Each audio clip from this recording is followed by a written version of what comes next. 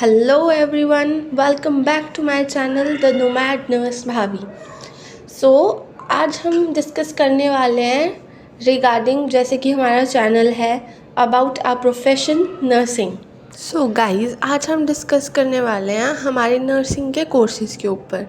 जैसे कि आपको पता ही है, आजकल प्रोफेशनल कोर्सेज़ बहुत ज़्यादा काइंड ऑफ ट्रेंड में ही आ रहे हैं, स्टडी के लिए भी, और आगे डिमांड्स भी इन्हीं सब चीज़ों की है।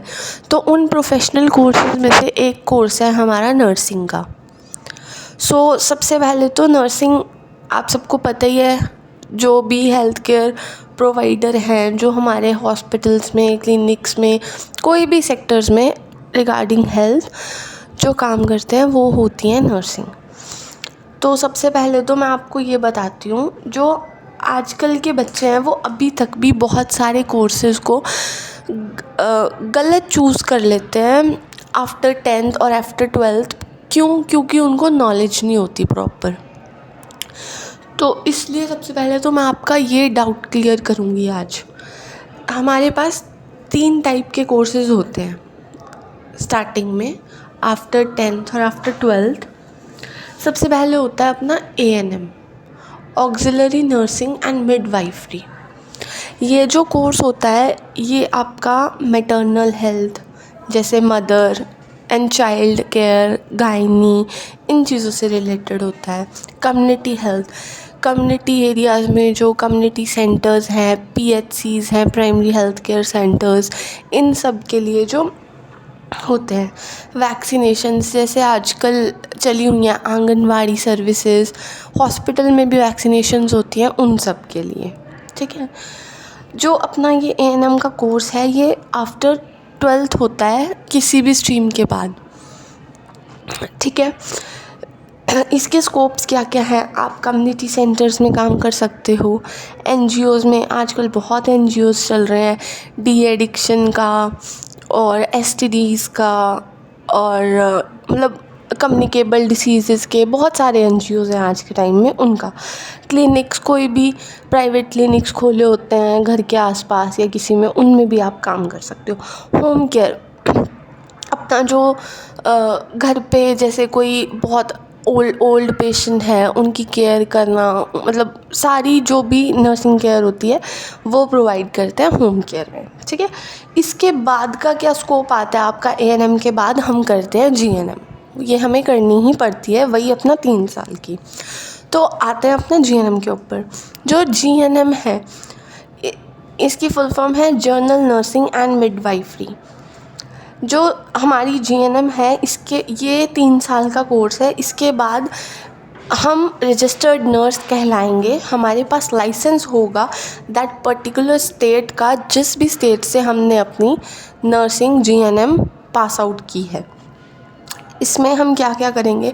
पेशेंट को केयर देंगे इन हॉस्पिटल्स, जो भी नर्सिस का काम होता है, क्लिनिक्स जो मैंने अभी आपको बताया, नर्सिंग होम्स, जो हमारे नर्सिंग होम्स वगैरह खुले होते हैं उनमें। ठीक है। ये 3 साल का कोर्स है। आफ्टर +2 होता है। अब इसमें भी था, GNM पहले तो किसी भी स्ट्रीम के बाद कर लेते थे, बट अब कुछ एरियाज़ में ऐसा हो गया है कि उनको मेडिकल स्ट्रीम चाहिए। मतलब आपकी +2 जो है वो मेडिकल स्ट्रीम से पास्ड आउट होनी चाहिए, तब आप GNM कर सकते हो। ये डिप्लोमा है, डिग्री नहीं है। जो GNM है वो एक डिप्लोमा है 3 साल का। ठीक है। इसके बाद भी हम नर्सिंग होम्स में काम कर सकते हैं, हॉस्पिटल्स में कर सकते हैं, प्राइवेट, गवर्नमेंट, कोई भी क्लिनिक्स में इंडस्ट्रियल नर्सिंग का काम कर सकते हैं, जैसे कंपनीज़ वगैरह में आजकल बहुत है, स्कूल्स में है बहुत। इन सब जगह पे हम अपना GNM के बाद काम कर सकते हैं। इसके बाद जो हमारा स्कोप आता है वो पोस्ट बेसिक BSc का होता है। ये हमारा 2 साल का कोर्स है, और ये करने के बाद GNM प्लस पोस्ट BSc हमारी जो डिग्री है वो कंप्लीट हो जाएगी। सिर्फ GNM एक डिप्लोमा है, GNM प्लस पोस्ट BSc हमारी जो डिग्री होगी वो कंप्लीट हो जाएगी। ठीक है। उसके बाद आते हैं हम BSc नर्सिंग। BSc आपको पता ही है, bachelors of science in nursing.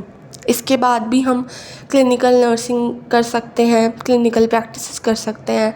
Nursing educator, अब जो भी ये ट्यूटर्स हैं, नर्सिंग ट्यूटर्स जो कॉलेजेस में, इंस्टीट्यूशंस में, एकेडमीज़ में पढ़ाते हैं, बीएससी के बाद ये स्कोप आ जाता है कि हम ये एजुकेटर वाला भी कर सकते हैं। हेल्थ केयर एडमिनिस्ट्रेटिव भी कर सकते हैं, ये भी रजिस्टर्ड नर्स होती हैं, इनके पास भी लाइसेंस होता है। ये 4 साल का कोर्स है और ये जो कोर्स है ये मेडिकल स्ट्रीम से ही होना चाहिए। दैट इज़ कंपल्शन कि आपका BSc nursing +2 medical passed out के बाद ही होगा, ठीक है। इसके बाद आप हॉस्पिटल्स में काम कर सकते हो, क्लिनिक्स, नर्सिंग होम्स, इंस्टीट्यूट्स, जैसे जो नर्सिंग इंस्टीट्यूट्स हैं, कोई यूनिवर्सिटी है, उनमें काम कर सकते हैं। एजुकेटर वाला मैंने आपको बताया, बीएससी नर्सिंग के बाद हम एजुकेशन भी दे सकते हैं, नर्सिंग ट्यूटर। तो ये हम आफ्टर पोस्ट बीएससी भी कर सकते हैं, मतलब जीएनएम करने के बाद 3 साल की, 2 साल की पोस्ट बीएससी कर लेंगे, उसके बाद भी we can apply for nursing tutor, और वही हम सिर्फ बीएससी करके भी कर सकते हैं। उसके बाद हमारे कोर्सेज़ आ जाते हैं। बीएससी के बाद एमएससी नर्सिंग हम कर सकते हैं 2 साल की। उसके बाद हमारे कोर्सेज़ हैं पीएचडी इन नर्सिंग और डॉक्टर ऑफ नर्सिंग प्रैक्टिशनर, ये कर सकते हैं। और यहीं अगर हम देखा जाए तो पोस्ट बीएससी के बाद हम मास्टर्स ऑफ पब्लिक हेल्थ कर सकते हैं, एमएससी नर्सिंग कर सकते हैं, nursing practitioner in critical care भी कर सकते हैं। और यहीं एएनएम के बाद जीएनएम के बाद पोस्ट बीएससी के बाद ये सब कोर्सेज़, मतलब वो सेम ही प्रोसीजर चलेगा, but it will take time. So ये हैं हमारे कुछ नर्सिंग के कोर्सेज़ जो जर्नली आजकल बहुत बच्चे कर रहे हैं और बहुत को इंटरेस्ट भी है, बट पता नहीं है कि क्या करना है, क्या नहीं करना है, कौन सी स्ट्रीम हमारे लिए सही है, नहीं है। तो उसके लिए ये थोड़ा सा मैंने आपको आज इस वीडियो के थ्रू नॉलेज दी है। अगर आपको ये वीडियो अच्छी लगे तो please like, share, subscribe to my channel. Thank you.